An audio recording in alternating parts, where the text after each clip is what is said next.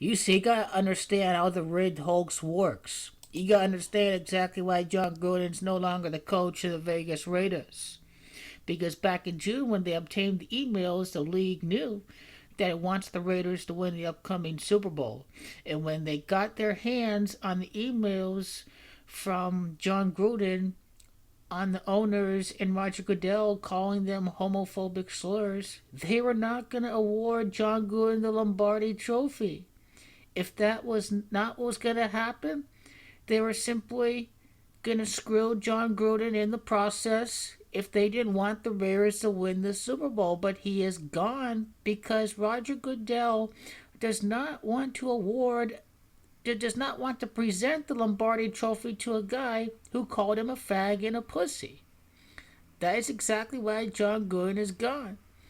This is exactly why they set up a witch hunt to take him out, mafia style, because he called out the bosses. And if Mark Davis was going to sit back and do nothing, the Raiders season was over because they were going to screw over the team every single week. The refs were going to screw the Raiders every single week if they were going to keep John Gruden. That's what would have happened. This is why Mark Davis is getting on the good side of the NFL.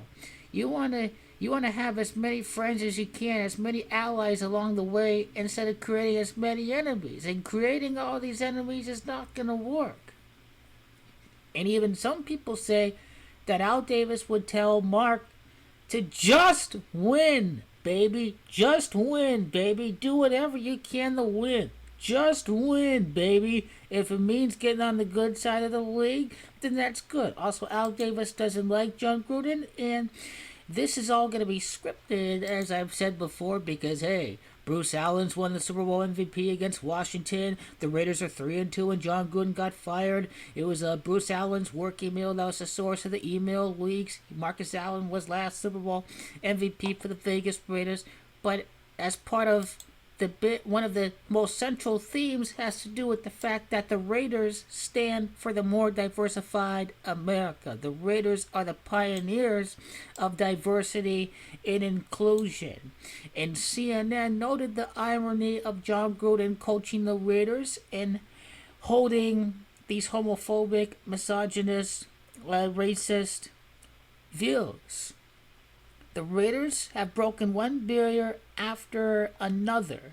The Raiders, who were based in Oakland and LA before relocating, were practicing diversity and inclusion before those terms became commonly used. They were the first team in the modern NFL to hire a black coach, Art Shell, the first NFL team to hire a Latino coach, Super Bowl 18 winning coach Tom Flores. They were the first team to hire a woman as chief executive, Amy Trask. There is Art Shell with Al Davis right there. The Raiders stand for the new America, which is diversity and inclusion. Would Al Davis be okay with these comments? I don't know, and I'd be skeptical. I'd be skeptical if he is okay with those hateful comments, because the Raiders stand for community. First team to start Latino quarterback. Also, Tom Flores. Jim Plunkett, Mexican-American from Stanford, led the Raiders to 2 Super Bowl titles, the only Latino to be named Super Bowl MVP. And Carl Nassif, the first active player to announce that he is gay. This is not what the Raiders stand for, working-class roots in the NFL. The Raiders have traditionally been embraced by those who see themselves as outsiders. And much of the team's identity was formed in the 60s. In the 70s, the Raiders had a tie to a working-class city. The Raiders were American badasses, collection of misfits and renegades who wouldn't fit on any other NFL rosters. In the 70s, when the team was half of African-American, the stamps in the Coliseum were equally black and white. The tailgating parties the players joined in was always multiracial.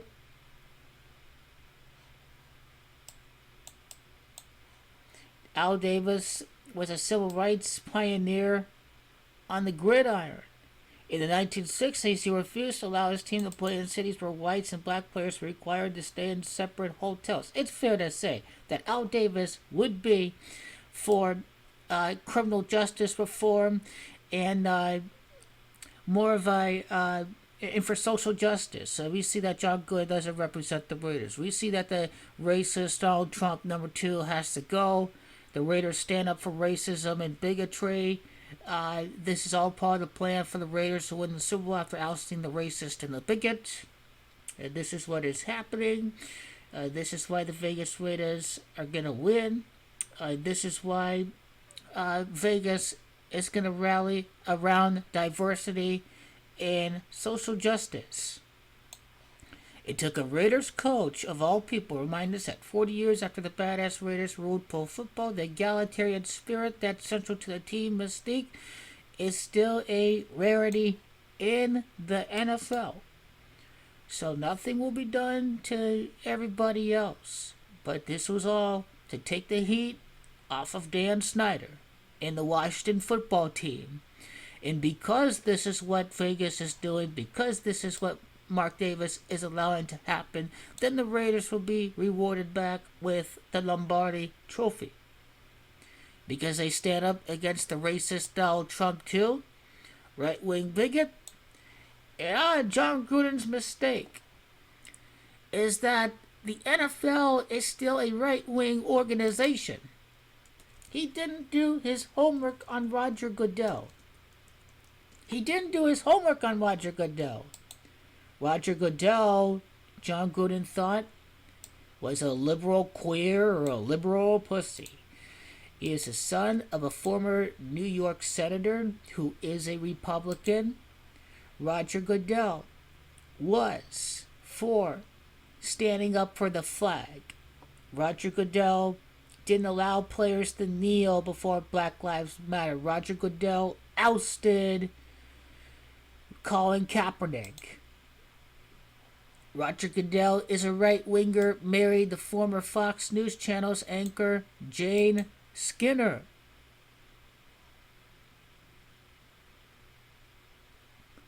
One of his brothers is a senior vice president of an energy company, Big Oil.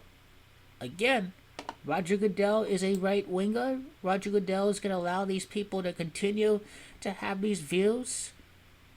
Much of the owners are right-wing.